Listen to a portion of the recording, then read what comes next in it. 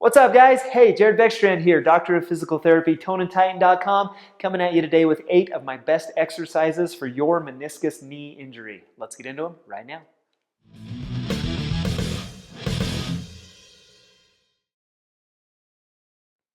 What's up, everyone? Hey, thank you so much for joining me today. I'm excited to talk to you guys about knee pain and meniscus injuries and ultimately hope to be able to help you out of some of the pain that you might be experiencing, see what we can do to get rid of some of that discomfort and even create an environment of healing where your knee will actually feel better over time. That's the goal with the video today, and I hope that you guys get that benefit from this video. First things first, let's talk about what exactly is a meniscus.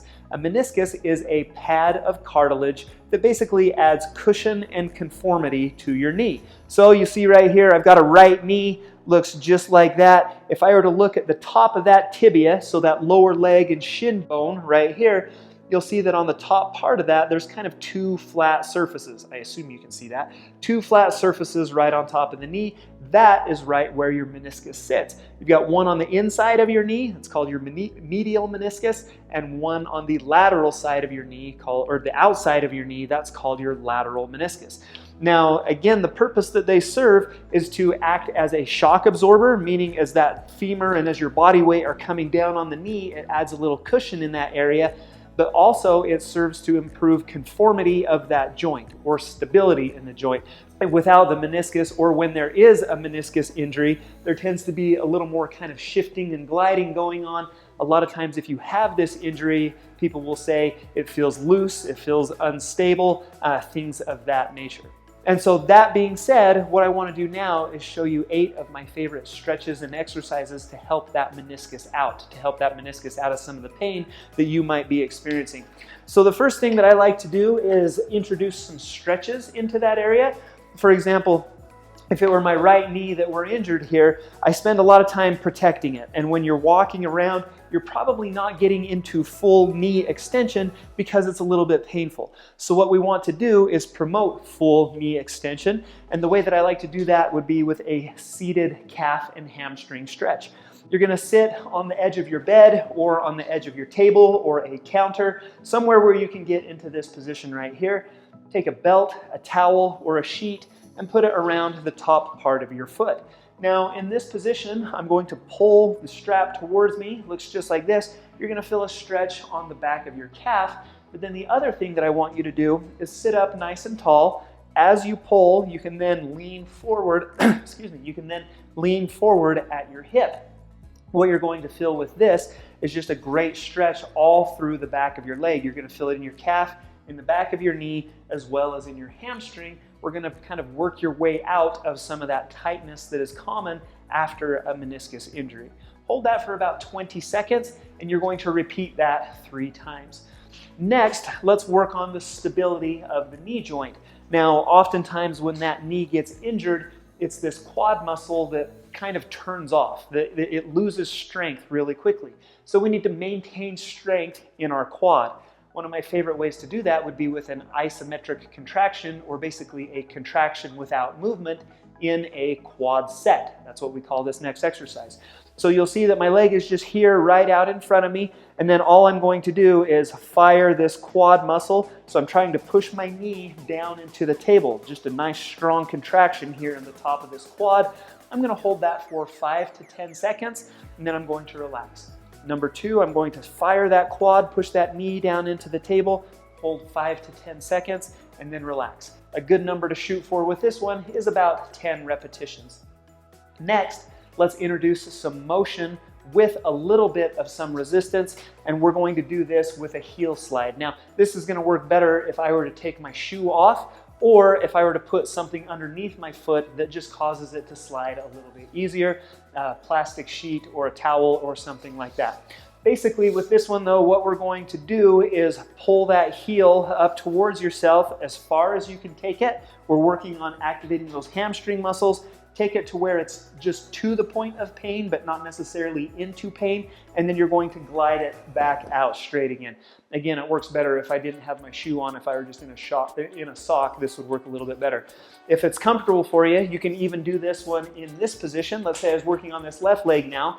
I'm going to assume this kind of reclined position just like this. I'm going to pull that knee up towards me, bend my leg, and then push it back out straight. So that's what heel slides look like. I would recommend 10 to 15 repetitions, and I would repeat that 3 times. Now next, the next 4 exercises that I want to show you are all going to be geared towards your hips.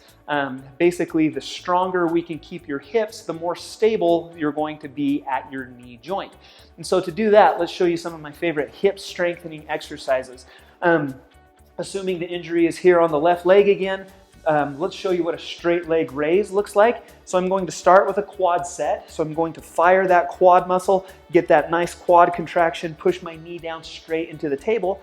Now I want to hold that as I introduce a straight leg raise up and then a straight leg raise down. My rate is typically about a 2-second count is what I tell people. Fire the quad and hold it. Up, 1, 2, down, 1, 2, up, 1, 2, down, 1, 2. Again, trying to maintain that quad set contraction the entire time. Great way to work on the quad, great way to work on the hip flexors to improve stability in your knee joint. About 10 to 15 repetitions, repeated 3 times on that one. Okay, moving on to the next one. We'll put the injury on the other side. We're going to work the muscles on the outer part of my leg with some hip abduction motion. And so, assuming the injury is on this right leg, I'm laying on my left side with my left leg bent. What I want to do now is contract that quad muscle, nice strong quad contraction, and then fire these muscles right up here on the side of my hip to raise my heel up towards the ceiling. And so it looks just like this, about the same rate, about 2 seconds up and about 2 seconds down. The mistake that everybody makes with this one is you let your hip roll to the back and you lead with your toe going up towards the ceiling. I don't want that to happen. Try to keep your hip pushed forward. If you need to do this up against the wall, that can help, but keep your hip pushed forward and keep your toe down so that you're leading with your heel as you raise it up towards the ceiling. You're going to feel that in a much different location. It should be kind of more towards your glutes, more towards your back than your front. Again, about 10 to 15 repetitions, repeated 3 times is what we're going for with this one. Up next, let's work on the adductors, or the muscles that are on the inside part of your leg. Now, in order to do that, I'm going to put the injury on my left leg, so I'm going to lay down on my left side. My right leg crosses over the front of that leg. Now, in this position, I'm going to use the muscles on the inner part of my left leg to raise it up towards the ceiling, and then right back down. So up and hold, 1, 2, and then 1, 2, down. 1, 2, up, 1, 2, down. You should feel that working, the muscles, these adductor muscles, these groin muscles, the inner thigh muscles on that left leg as you're coming up and down. We're going to do, again, about 10 to 15 repetitions and repeat that 3 times. Next, let's move into the glutes, the hip extensors, and the hamstring muscles. So go ahead and lay down on your back. Now, what I like to start with on this, it's typically a very safe position for your knee because we're not introducing a ton of motion to it. But what you can start with is just an isometric contraction. So in this position, what I'm going to do is just push down and kind of pull in my heels. So I'm pushing down in my heels and then I'm pulling in towards my glutes. You're going to feel these hamstring muscles fire with that one. Now, if you can do that one okay, what I like to do is progress that into a bridge. And so again, kind of down and in with the hamstrings and then fire the glutes to raise the hips up towards the ceiling. Hold for just a couple of seconds and then down. So dig in with the heels, fire with the glutes so the hips raise that right up towards the ceiling. Hold 1, 2, and then right back down. And that is what those glute bridges with that hamstring curl looks like. Again, typically tolerated by most people with this injury just because we're not putting a ton of stress through that joint. You're going to do 10 to 15 repetitions of that, and then we're going to repeat that 3 times. Okay, the last exercise, so we've done the stretches, we've done the strengthening around the knee, we've done the strengthening in the hips. to put that all together, I like to introduce mini squats to people. And so we'll assume that the injury is here on the right side. Just in a standing position, I'm going to drop down into a squat to approximately a 60-degree bend, or about a quarter of a squat. That 60-degree mark, that's typically where there's not a lot of stress on the meniscus in this position. If we were to drop lower than that, that puts more stress on that meniscus. A lot of times it's not tolerated very well by people. And so keep that in mind. And so just a little quarter squat, fire the quads, fire the glutes to come back up to the standing position. So it's these little quarter squats. Try not to let your knee get way out over your toe or in front of your toe this way, and try to keep your knee in line with your toe this way. Don't let it collapse to the inside, don't let it collapse to the outside as you're performing these mini squats. So they look just like that. And again, about 10 to 15 repetitions, and then we're gonna repeat that 3 times.